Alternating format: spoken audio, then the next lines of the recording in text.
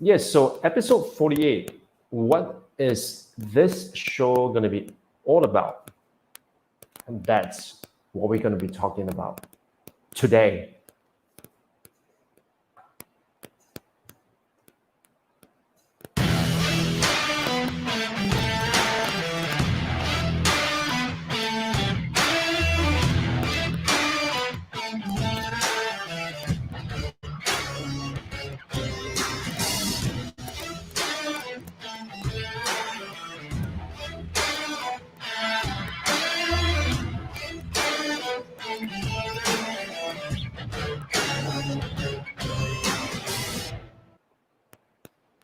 Hey, this is episode 48, and I want to talk to you about, what this show is all about. Because on May 28th, what happened was, we were in the midst of a pandemic lockdown.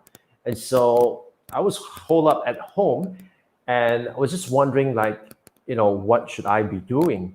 And one of the things that really got me thinking was this whole idea about what if I'm able to make use of whatever resources that I had at a point in time to do something worthwhile, to be able to also, record and have everything kind of captured in that whole realm itself. And so I came up with this, crazy idea that I would be talking about, doing a live stream every day. And that very night when I decided that this was what I was going to do, I just decided to do it anyways. And on hindsight, well, I could have done a little bit more planning. I could have done a bit more, looking at what are the things that I should be broadcasting, for example. But the truth is I didn't. And because I didn't, I just decided to go with the flow. I just decided to go in and just experiment and figure out, where's this going to go. But one thing I know was that I want to be consistent, and consistency is key because at the end of the day, you can do whatever you want, but if you're not consistent in what you're doing, you ain't going to achieve any kind of a milestone, if you like. And so I always remember that, the first 100 episodes of anything that I do, it's usually going to be crappy. But, the next 100th out, right? The 101th, for example, going forward, it's going to be awesome. However, when I decided to do that live stream every day, I decided on it. I made the decision that I was going to do it back on this lockdown, and I gave myself an out by saying that, well, at the end of this lockdown itself, I would then reevaluate whether I should be continuing the show or I should just forget it. And so what happened right now is, I've come to this stage where I've decided that this show requires a bit of a review, and I want to see, if there still makes any sense to take this show forward. I mean, is it still going to make sense for me to do this show moving forward? And to be honest, I do not have the answer to that question yet. But one of the things that I know, it's the following. I want to be documenting this journey that I'm on. And this journey is basically looking at what if it is possible to build a business and selling only digital products, which means there is no physical product that is going to be sold. We're only going to be selling digital products. And we want to see if we can build this business to a $1 million annual revenue business, in the next 6 months or so. And so that's the end goal. And that was the plan because, back when I started out on my own back in 2002, one of the things that I did was I immediately took on what I know, which was helping schools and helping small and medium-sized enterprises in getting the strategic plan up. And I was amazed that, I was able to help companies as well as schools to do that. And so with that itself, I was purely using the only skill that I know, which was writing business plan and helping, organizations, and as a result of that, in exchange that for money.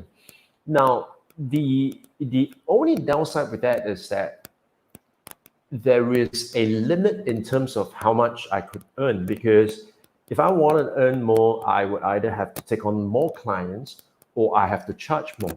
Now, obviously, charging more, there is a threshold. Beyond a certain threshold, it's just not going to happen.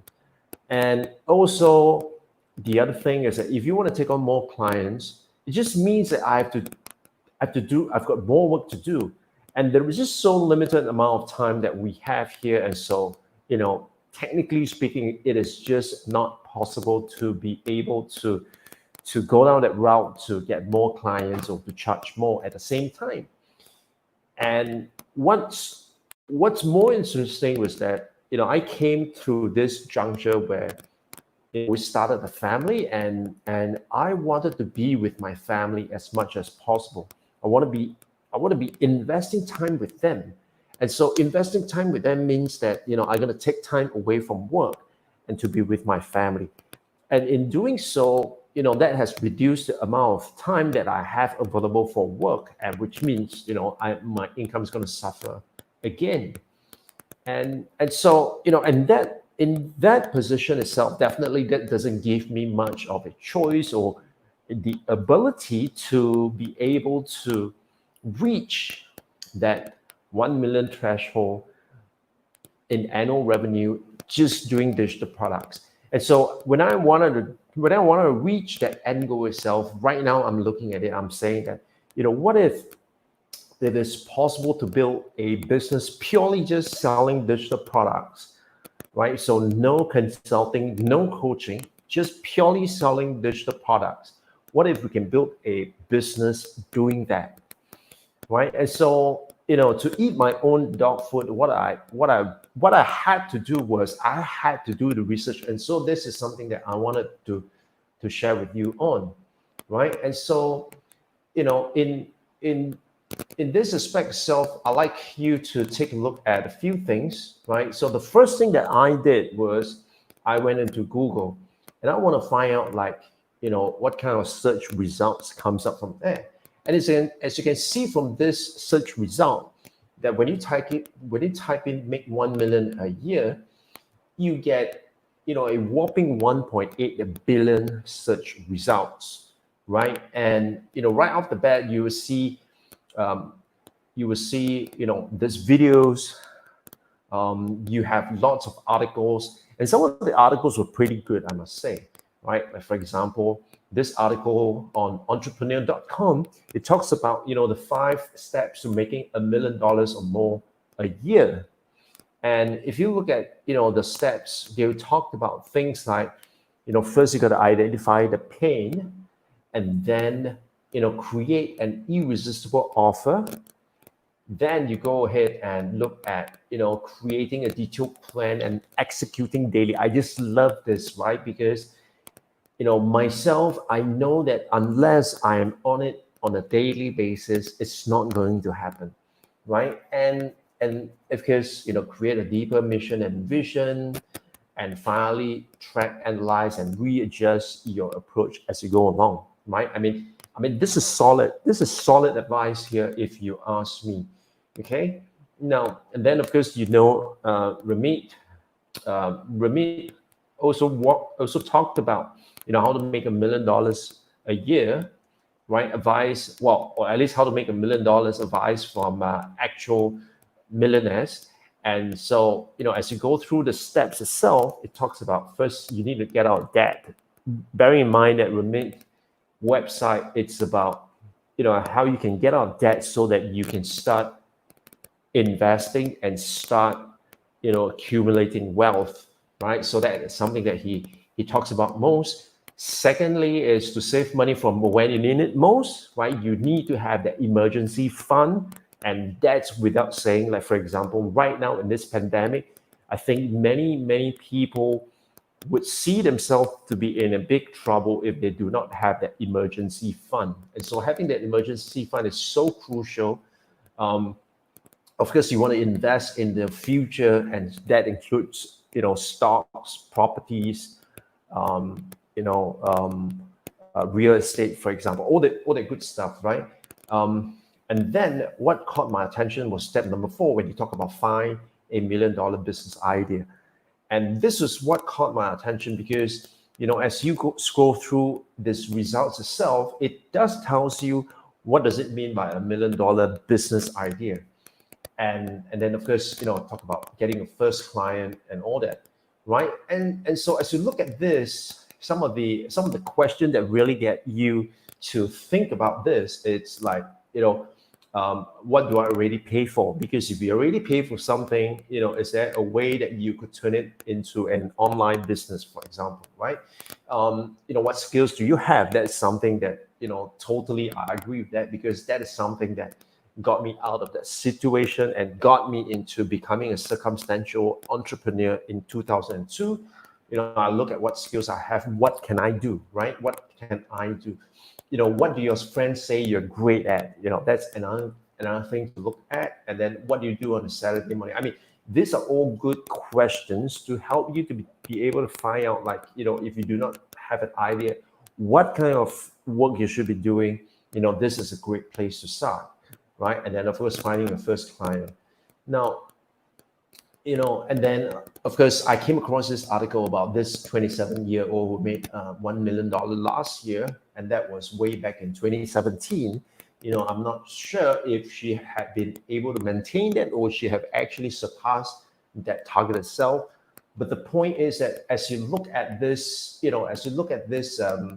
this article itself, it talks about how she has been able to increase her income. And what are some of the things that she did, right? Like, for example, getting it out from her blog, making sense of sense. And also, she wants to be, she's an MBA, for crying out loud, right? And so she went ahead and, embraced the frugality. And so, with that, she was able to get out of debt, and she was able to, look into accumulating wealth very, very quickly. Now, then what happened was, when I look at all these articles, they were great articles and they gave you great information.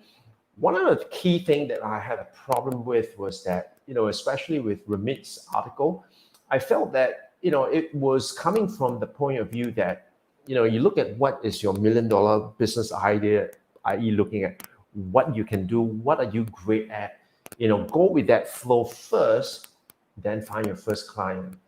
I would argue, right? I would argue that, in my own experience itself, I would do the reverse first. I would find, a group of people that I'm able to reach out to them in a very, effective and cost-effective way.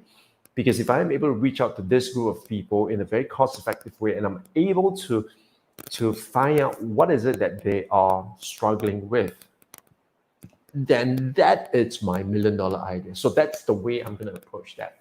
Now, as I look at this, it's all great and all, and so this kind of gives me a sweep in terms of what people are searching for. Then one of the tools that I definitely would use, and I would recommend that you do so too, is to look at Google Trends.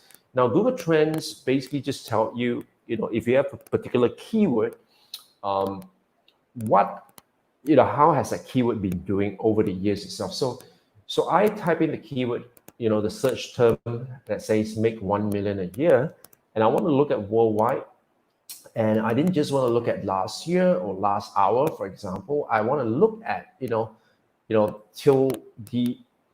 from the moment Google started this project itself up until now, right? So that's 2004 to present. and I want to look at, what's the trend like. Now, this is so important because, if I could just give you a comparison here, let's say you talked about fidget spinners, right?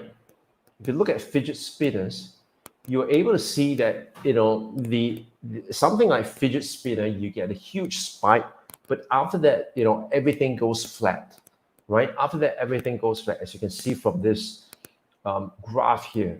Okay, and so it's really, really crucial to find out if what you're looking at is it a fad, right, or is it a trend?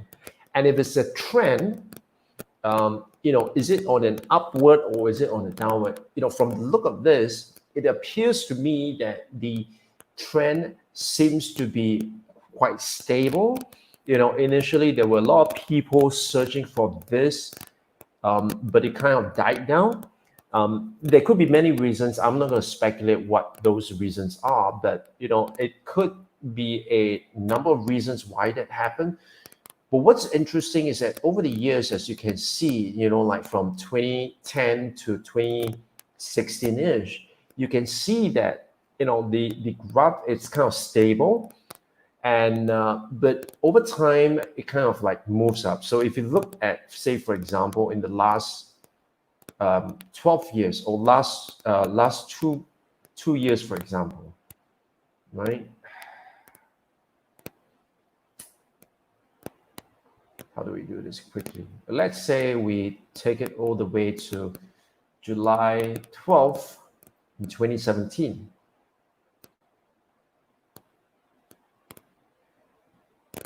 Right, July 12th in 2017.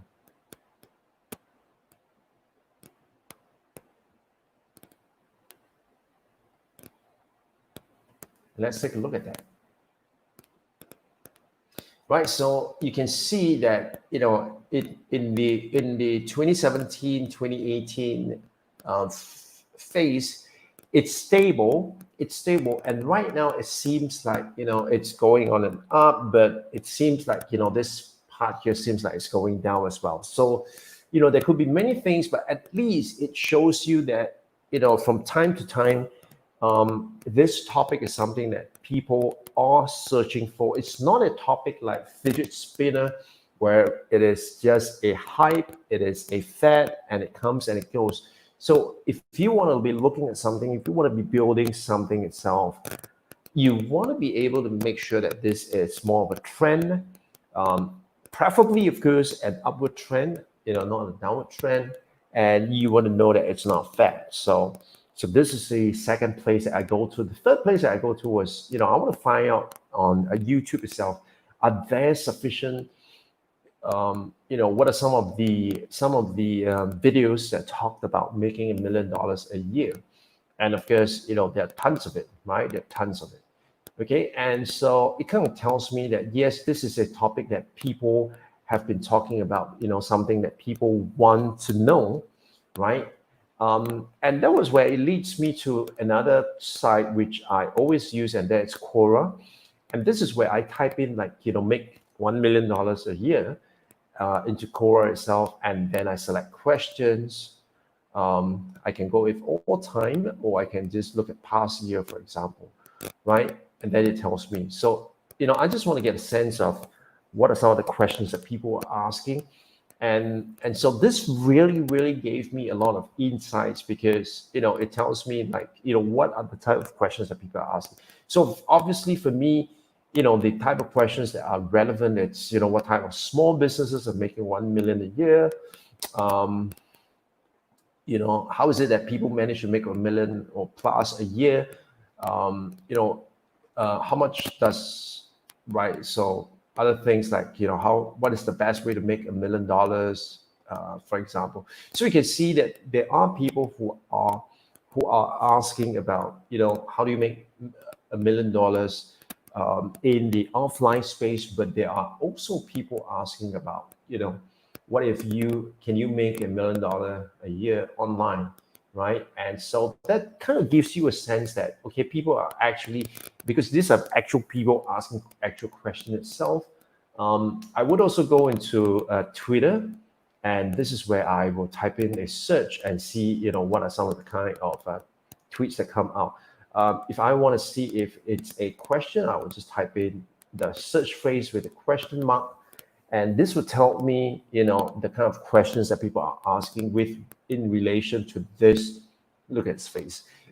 Look, in relation to this particular topic itself, right? So this purely just gives me an idea in terms of, what people are looking at on social media, on what kind of content are there on Google, so that I know how I could position myself slightly differently, right? And then the other optional sites that I will go to, it's Udemy. I would also type in the same thing, make $1 million a year, and see what kind of training program comes out from here. And there are actually some training programs that talked about how we can make $1 million a year, right? As well as I will go to Kindle store, because this is where I could find other books that are written on this topic itself.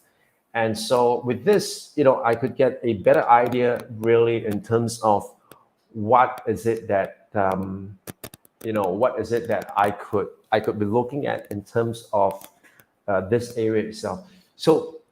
So herein lies the thing. When I look at all these topics itself, and perhaps it's the way that I search, but one of the things that I found that was terribly missing was this. I think when you are looking at